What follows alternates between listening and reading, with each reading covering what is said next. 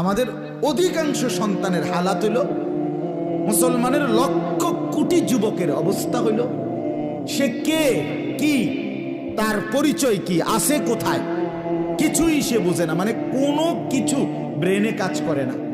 পৃথিবীতে আসছে mobile tipper জন্য, তারে খোদা বানাইছে মোবাইল টিপতে বললা, আর মোবাইলে বানাইছে তার লাগে। খালাস খালাস, আর কোনো উদ্দেশ্য নেই। আমি দুনিয়াতে আসছি মোবাইল টিপতাম, মোবাইলে বানাইছে আমারে লাগা, আমারে বানাইছে মোবাইলে লাগে। এই হলো ছেলেদের হাল। রাত নাই, দিন নাই, সকাল নাই, দুপুর নাই। মানুষ কি মনে করে, সমাজ কি মনে করে, দেশ কি মনে করে, আমার বাবা কি মনে করে, মা কি মনে করে, এলাকাবাসী, কিচ্ছু আমার দরকার না। আমার দরকার হইল মোবাইল, ছবি, নাচ, বেহুদা বেড়ি দেখুন, উলঙ্গ দৃশ্য দেখুন, জিনা বেবিচারের ছবি দেখুন, অথবা শুধু শুধু টিপতে থাকুন। পৃথিবীতে মুসলমানের যুবক এত অকর্মণ্য, এত অপদার্থ এক যুগে এত বেশি আগে ছিল না। বুঝেন নাই আমার কথা? এক যুগে একই সময়ে এত বেশি যুবক একসাথে গাফেল আগে ছিল না।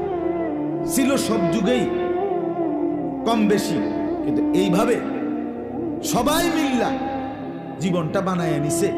মুসলমানের 14 বছর, 16 বছর, 18 বছর, 20 বছর বয়সী এই তাগড়া যুবক ছেলেগুলো শতকরা 99 জন, সবাই 100 এইভাবে মোবাইলটাকেই একমাত্র সম্পদ বানায় নিছে।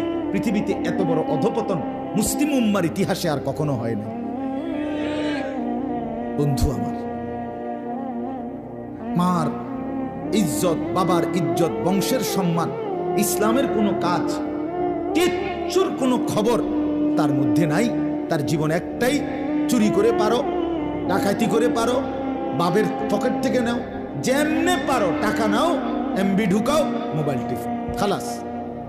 এই এতটুকুই জীবন, এর দূরে জীবন। আরে বন্ধু, এটা কোনো মানুষের সুস্থ স্বাভাবিক জীবন নয়।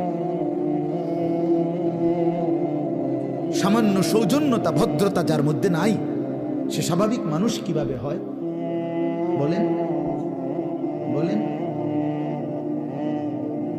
আমাদের সন্তানদের চেহারাগুলো দেখেন, বেনামাজি সন্তানের চেহারা দেখেন, দেখবেন কি পরিমাণ কালো চেহারা, কি পরিমাণ দয়ামায়াহীন, নির্দয়, পাষাণ, নির্মম চেহারা।